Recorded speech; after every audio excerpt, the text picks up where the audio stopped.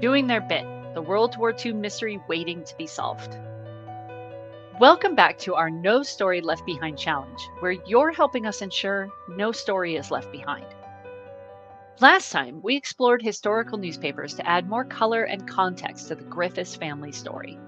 We learned how another brother, Crichton, was mentioned in dispatches, more on how Nicholas was killed in action in 1916, and about Edna's fairy tale wedding, even down to what she wore and the flowers she carried.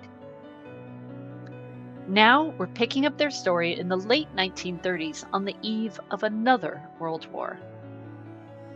We're going to use the 1939 Register of England and Wales, taken on 29 September 1939, which provides a snapshot of the civilian population just as the Second World War began. Using this resource, what else can we find about the Griffiths family? Remember, feel free to pause this video as we go, so you can do each step at your own pace.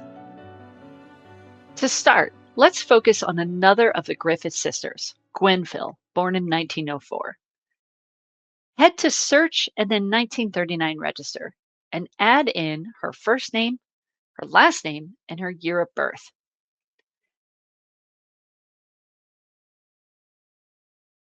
We know her family lived around Cardiff and Bury, so this top result looks like a match at 17 Howard Gardens in Cardiff. By opening up the transcription, we see Gwynfil living with her parents, David and Sarah. By this point, David has retired.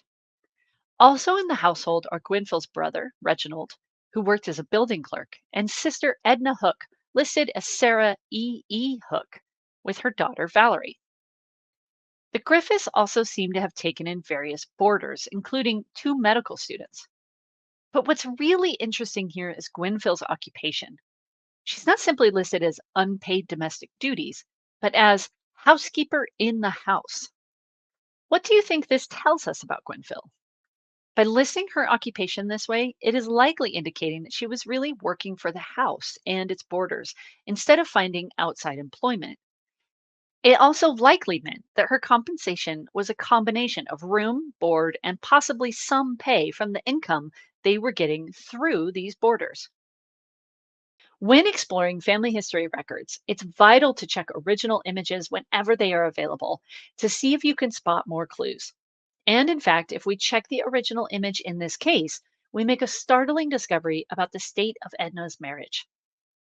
You may have already noticed that her husband, Reginald Hook, is not listed in the household with her and her daughter. Choose View Original Record, and then navigate on the page to the Griffiths household at number 17. By zooming in on Edna's marital status, listed as M for married, we see a tiny note that reads separated, which means sadly, of course, some point between their marriage in 1926 and the 1939 register, Edna experienced problems in her relationship.